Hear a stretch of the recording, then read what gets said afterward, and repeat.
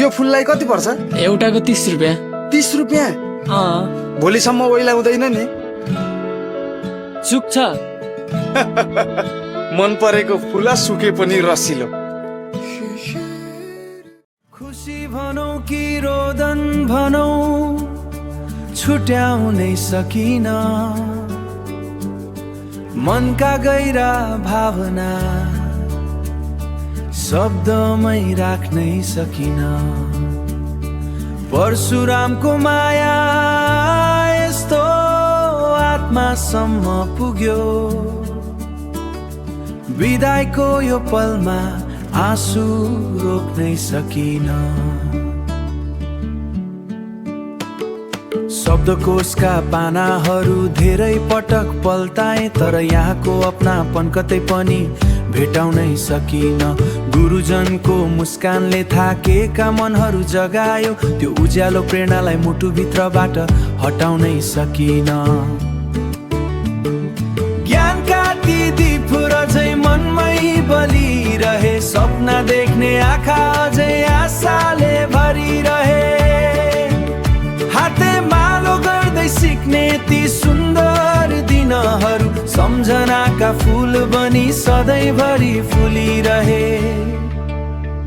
खुसी भनौं कि रोदन भनौं छुट्याउनै सकिन,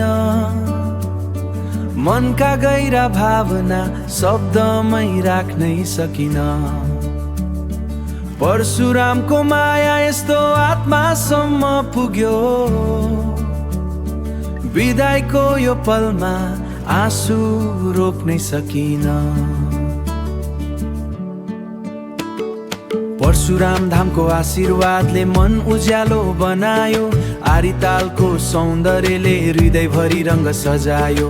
पहाडका ती हावा र गुरुजनका ती शब्दहरू जीवनभरि सम्झनामा मधुर गीत बनी बजाए। समय सापेक्ष सोच लिएर अघि बढ्ने ती शिक्षक, देशकै उज्यालो भविष्य कोर्ने सच्चा पथ प्रदर्शक।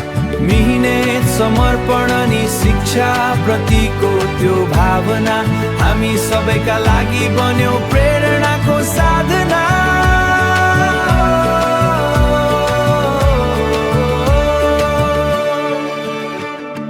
ह्यान्ड्स अन आइसिटी अनि आइको उज्यालो यात्रा, ज्ञानसँगै जोडियो आत्मीयताको पात्र। सिकाएका ती पलहरू अमूल्य दी बन्या मित्रका सपना अझ उज्याला भई जले। राधा विष्ट म्यामको प्रेरणा सधैँ साथ रहोस्, वीर ब चलाउने सर्पोर जदै मनमा बसोस्। परशुराम नटबकाको यो महान अभियान शिक्षाको यात्रामा बनिरहोस् सधैँ सम्मान। आज विदाईको क्षणमा मन अलि भारी अवश्य छ, तर यहाँको सम्झनालाई कहिले मेटाउनै सकिन। फेरि भेट्ने आशामा हामी टाढा हुँदैछौँ, तर यो आत्मीय सम्बन्ध कहिले छुटाउनै सकिन। धन्यवाद, धन्यवाद।